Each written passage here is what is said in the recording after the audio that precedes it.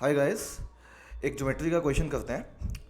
In the given figure the numbers represent the ratios in which the sides are divided. What is the ratio of the area of triangle D E F to that of area of triangle A B सी.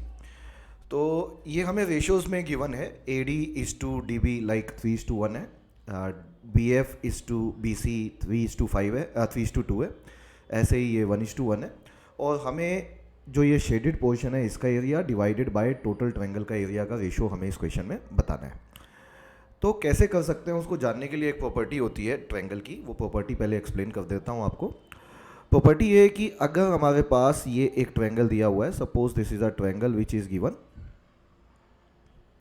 और इस triangle के अंदर अगर यदि आप कोई भी एक लाइन डालते हैं like this, this is D E line is any line जो कि इसको m/n और इसको p/q में डिवाइड करती है. ये रेशो है, मतलब ये m है तो ये n है और ये p है तो ये q है. सो प्रॉपर्टी क्या है? प्रॉपर्टी ये है कि area of triangle A D E जो होता है, A D E divided by area of triangle A B C जो होगा, that would be always equal to A D E. A D E ये ऊपर वाला है, that is always equal to m/p, जो ऊपर वाले रेशियोज हैं, m/p डिवाइडेड बाय, अगर कंप्लीट ट्रायंगल का लेना है तो इधर कौन है m+n और दूसरी साइड कौन है p+q. तो इस रेशियो में हमेशा एरियाज का रेशियो बनेगा. ठीक है, ऊपर ए डी ई है तो m/p और नीचे ए बी सी है तो m+n इंटू p+q. सो इसी प्रॉपर्टी के ऊपर बेस्ड है ये क्वेश्चन जो अभी आपके सामने क्वेश्चन दिख रहा है आपको. तो इस क्वेश्चन में क्या है बेसिकली, एक बार मैं आपको बता दूं. देखो, अपने को ये शेडेड एरिया निकालना है तो उसके लिए हम क्या करेंगे, सबसे पहले हम थोड़ा आसान बनाने के लिए क्वेश्चन में जो ये 3 और ये 1 दिया हुआ है ना, तो सबसे पहले हम इसमें निकाल लेते हैं, रेशो निकाल लेते हैं. Area of triangle A D E दिख रहा होगा आपको, divided by area of triangle A B C.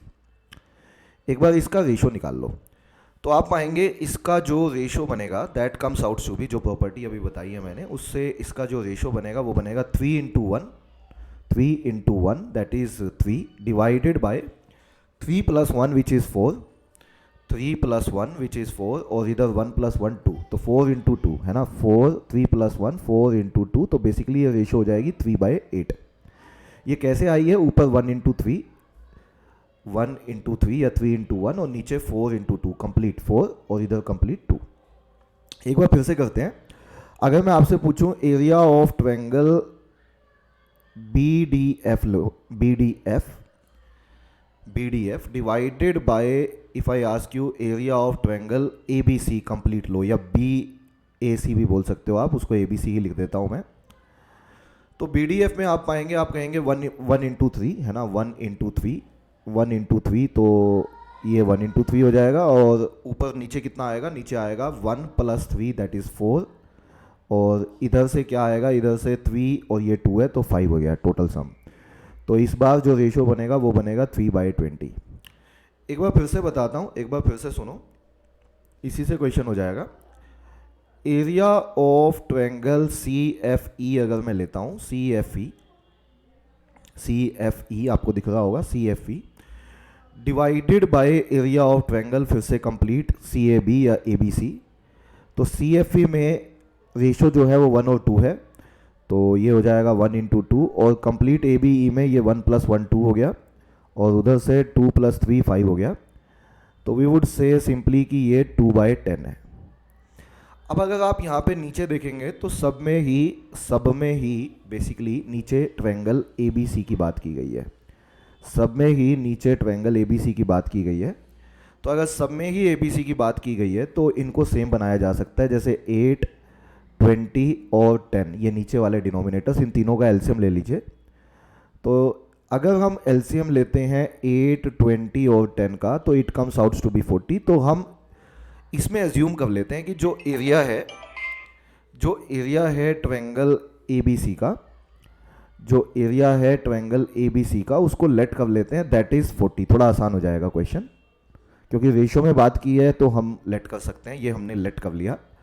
तो टोटल को 40 बनाना है, इसको 8 को 40 बनाने के लिए इंटू 5 डिवाइड बाय 5 कर देंगे, इसको 40 बनाने के लिए इंटू 2 डिवाइड बाय 2 कर देंगे, और इसको 40 बनाने के लिए इंटू 4 डिवाइड बाय 4 कर देंगे, है ना। तो उससे ADE का एरिया जो निकल के आएगा that comes out to be 15, BDF का जो एरिया निकल के आएगा that comes out to be 6, और CFE का जो एरिया निकल के आएगा that comes out to be 8। तो एक बार मैं आपको फिर से बता देता हूँ, इस डायग्राम पे आ जाओ। जो ADE का एरिया है वो है 15, ये वाला 15 है।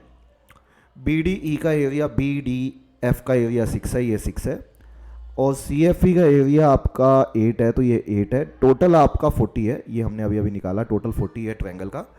तो 15 + 8 + 6 29, तो जो बचेगा अंदर, जो बच जाएगा अंदर वो 11 बचेगा, ये वाला। तो हमसे पूछा हुआ था, क्वेश्चन ये था कि DEF डिवाइडेड बाय एरिया और ट्रायंगल ABC बताओ। तो जो रिक्वायर्ड आंसर होगा क्वेश्चन का that comes out to be DEF 11 है, तो टोटल 40 है, तो 11/40 आंसर आना चाहिए। आंसर ऑप्शन बी बनना चाहिए, और आंसर ऑप्शन बी ही सवाल का सही आंसर है।